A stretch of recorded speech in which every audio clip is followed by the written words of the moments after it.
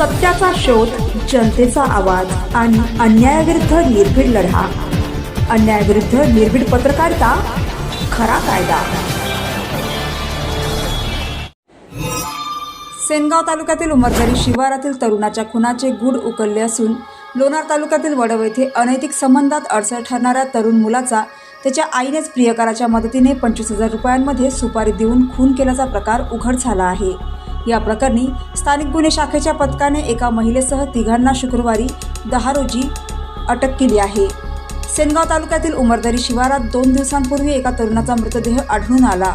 तरुणाचा चेहरा दगडाने ठेचला होता. या प्रकरणी सेनगाव पोलीस ठाण्यात 8 एप्रिल रोजी खुनाचा गुन्हा दाखल झाला होता. पोलीस अधीक्षक doctor Nilabh Rohan, upper police अधीक्षक कमलेश मीना, उपअधीक्षक राजकुमार केंद्रे, मयूर रसाळ यांनी तपासणीसाठी गुन्हे शाखेचे स्वतंत्र पथक स्थापन केले. यासाठी त्यांनी नरेश पवार याला सचिन याचा खून करण्यासाठी 25,000 रुपये देण्याचे कबूल केले. त्यावरून नरेश व रामदास यांनी सचिन यास पाहुण्यांकडे जाऊन येऊ असे सांगत सोबत घेतले आणि त्याला साखरा येथे भरपेट दारू पाजली. त्यानंतर उमरदरी शिवारात त्याचा दगडाने खून करून मृतदेह फेकून दिल्याचे स्पष्ट झाले. स्थानिक गुन्हे शाखेच्या पथकाने तिघांनाही अटक केली असून त्यांनी अनैतिक संबंधात अडथळा येत असल्याने सचिन याचा खून केल्याची कबुली दिल्याचे पोलिसांना सांगितले.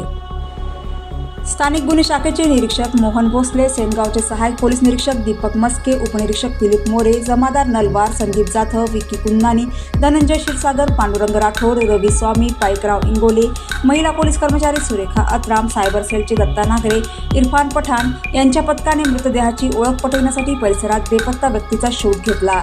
त्यानंतर सदर मृतदेह लोणार तालुक्यातील वडव येथील सचिन राजगुरू व 24 वर्षे याचा असल्याचे स्पष्ट झाले. त्यानंतर या पथकाने 2 दिवस त्याच भागात माहिती घेतली असता मयत सचिन याची आई लीलाबाई हिचे गावातील रामदास तनपुरे वय 65 वर्ष यांच्यासोबत अनैतिक संबंध होते हे त्यांना माहिती पडले. पुणे येथे सचिन कामाला होता.